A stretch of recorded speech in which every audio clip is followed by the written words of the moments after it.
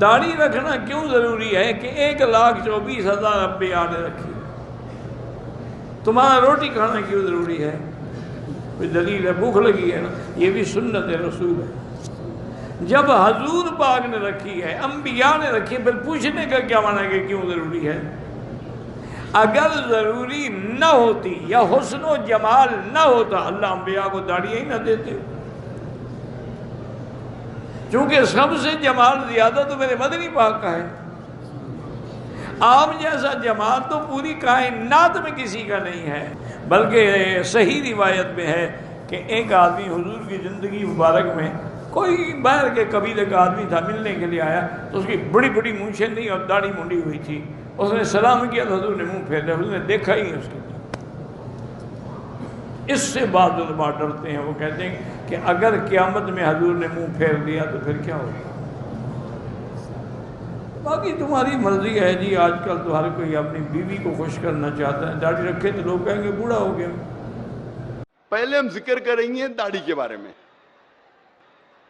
جب آپ قرآن مجید پڑھیں گے تو قرآن مجید میں کوئی بھی آیت نہیں ہے جس میں لکھا ہے کہ داڑھی رکھنا فرض ہے۔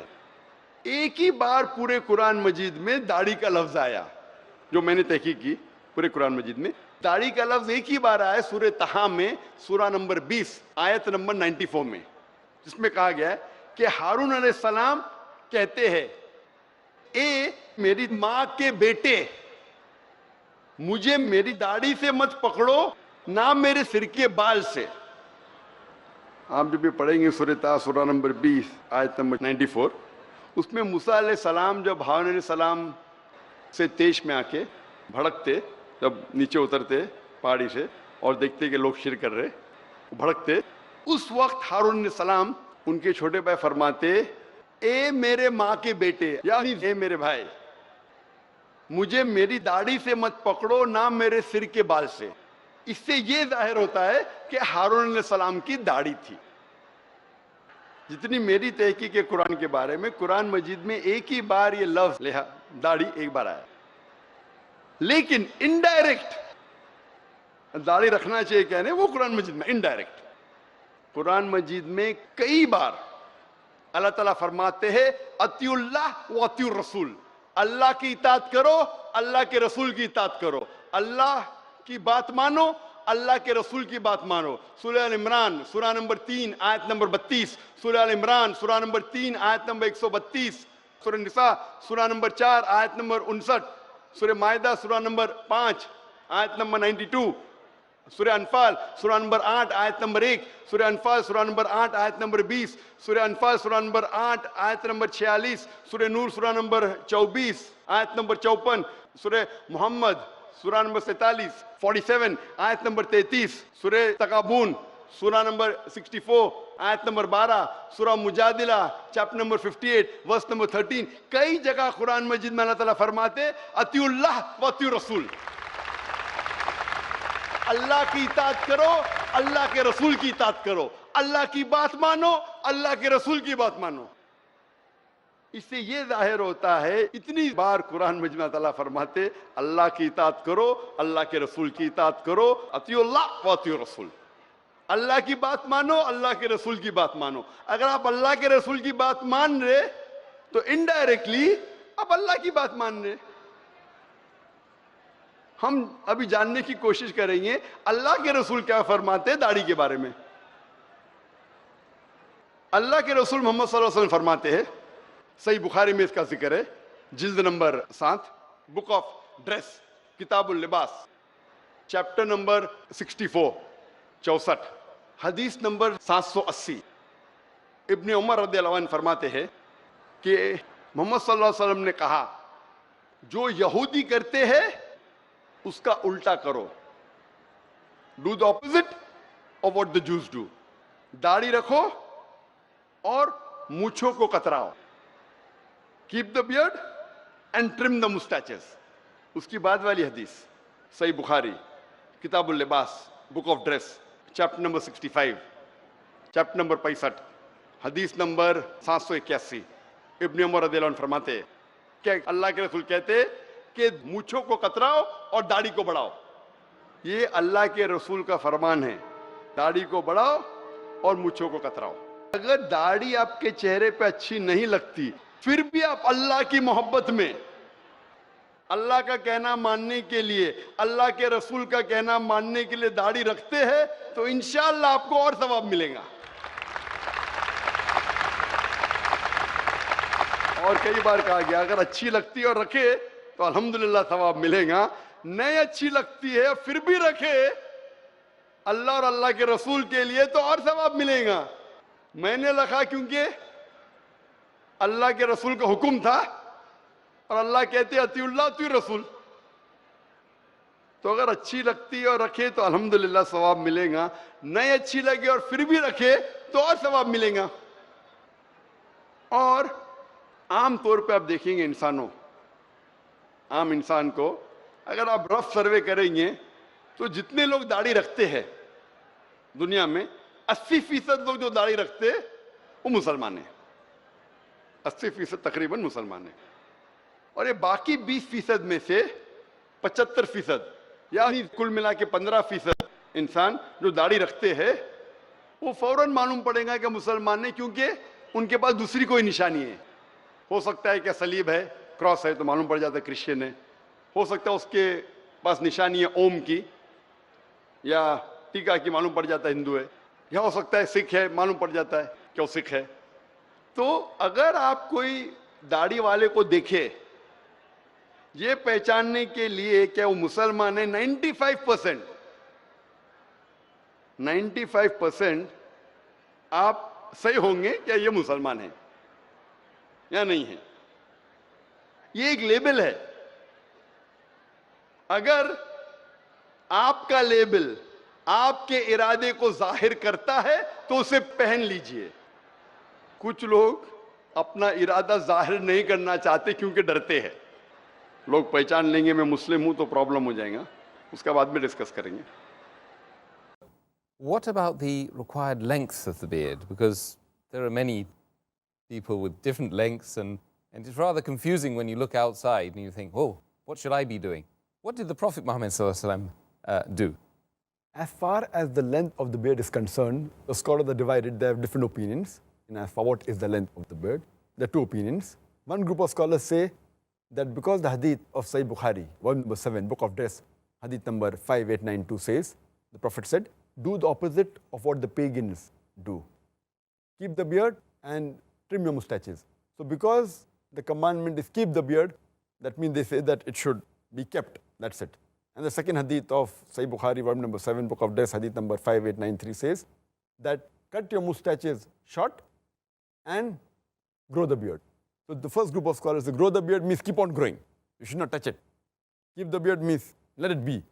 Therefore, you should not at all, neither trim the beard, nothing at all. You should let it grow as much as possible.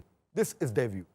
But if you read, there is not a single Sahih hadith which speaks about the length of the beard of the Prophet. Not a single Sahih hadith. There's not a single Sahih hadith. But according to Sheikh Utaymi, he says that we understand when the hadith says that keep the beard or grow the beard, it means you should leave it, you should not touch it, and let the length be as much as possible. And if someone shaves it as haram, and someone trims it to the size of a fist, that is the other view, then it is makruh. So this is one group of scholars who said let it grow as much as possible. The other group of scholars, what they say, that the length of the beard should be one fist. As I mentioned earlier, there is no Sahih hadith which speaks about the length of the beard of the Prophet. There's a hadith which is a Zaif hadith or a Mawdu hadith. We say that the beard of the Prophet, it touched the chest, but that's a Zaif or a Mawdu hadith according to Shaykh Nasruddin al-Albani. There's a hadith mentioned in Sahih Muslim, volume number 4, hadith number 5789, where Jabir bin Samura, he says, may Allah be pleased with him, that the Prophet had a thick beard. So there are many Sahih hadith which say the Prophet had a thick beard, but doesn't mention the length of the beard. But this group of scholars, they say that since the length of the beard is not mentioned, what we have to do is we have to look at how the Sahabas kept the beard.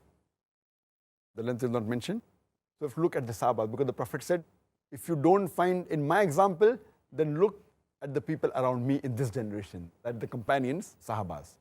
And when we look at the Sahabas, we find several authentic hadith, more than 10 Sahih hadith, which say that the Sahaba, they kept their beard at the length of one fist. And whatever was below the one fist, they trimmed the beard.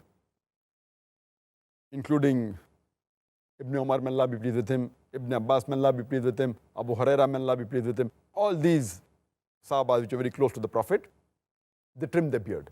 Even those Sahaba who narrated the same hadith, Ibn Umar, may Allah be pleased with him, hadith of Sahih Bukhari, volume number 7, Book of Death, hadith number 5892. Ibn Umar, may Allah be pleased with him, who narrated the hadith, that the Prophet said that do opposite of what the pagans do. Keep the beard and trim your mustaches. Immediately after that, the hadith continues and says that whenever Ibn Umar, may Allah be pleased with him, used to go for Umrah and Hajj. After Umrah and Hajj, he used to catch the beard with his fist, and whatever was below the fist, he used to cut it. So imagine those Sahabas who narrated the hadith, and all these Sahabas, Ibn Umar, Ibn Abbas, Abu Huraira, may Allah be pleased with them all, they were staunch followers of the Sunnah of the Prophet. And they narrated the hadith. When they narrate the hadith of trimming the mustache and keeping the beard, growing the beard, they understood the way the Prophet wanted. So why did they trim the beard? If the view of the first group of scholars is right, that keep on growing, growing means how to grow? The way the Prophet grew. And if there's no hadith indicating his sayings or actions, then you look at the way the Sahabas did. That's the way how you analyze the hadith. That's the reason Sheikh Nasruddin Albani, he says that the right size of the beard should be the size of a fist. And he says, for example, that when we analyze the hadith, if it's present in the sayings, that's the best of the Prophet. If it's not, you look in the actions. If not in the actions, approval. If it's not there, you look in the lifestyle of the Sahaba. What did they say? What did they do? So we agree that what the Sahabas did was they followed the Prophet. And you don't find a single hadith, neither of the Prophet or neither of any of the Sahabas, which say that they did not trim the beard. There are more than 10 hadith which say that the Sahabas, they trim the beard below the fist. If there was even a single hadith which says that this Sahaba did not trim the beard at all, then it can be possible that both are right. Because there's not a single hadith on the other side saying that the Sahaba never trimmed the beard, but there are no less than 10 Sahih hadith which say that the Sahabas below the fist, they trim the beard. According to Sheikh Nasruddin Albani, it is fard to trim the beard below the fist. It is fard. And anyone who keeps a beard more than the fist length, it is makruh according to him. Makruh, detestable. So this is a strong fatwa in Sheikh Nasruddin Albani. He's very staunch. And I personally agree with his view because there is evidence in the lifestyle of the Sahaba. And he further says in his book, and he writes that why it should be the length of one fist. He said, besides the Sahabas, many examples we find who kept one fist and cut below one fist their beard. He gives the examples of many Salafis Salihin who had the beard the size of a fist and they trimmed the beard below the fist. Like, for example, An-Nakhil. We have examples of Imam Malik, Imam Ahmad ibn Hanbal.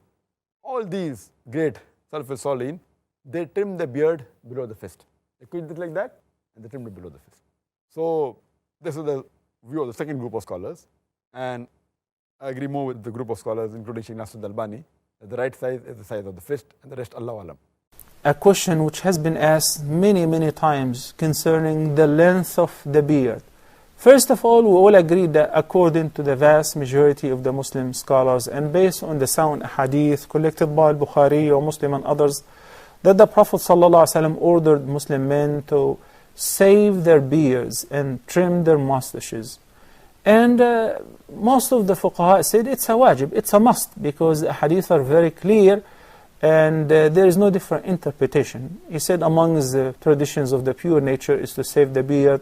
He ordered in one hadith a straightforward command, which is أَوْفِرُوا اللِّحَى, leave it to grow without shorten it, without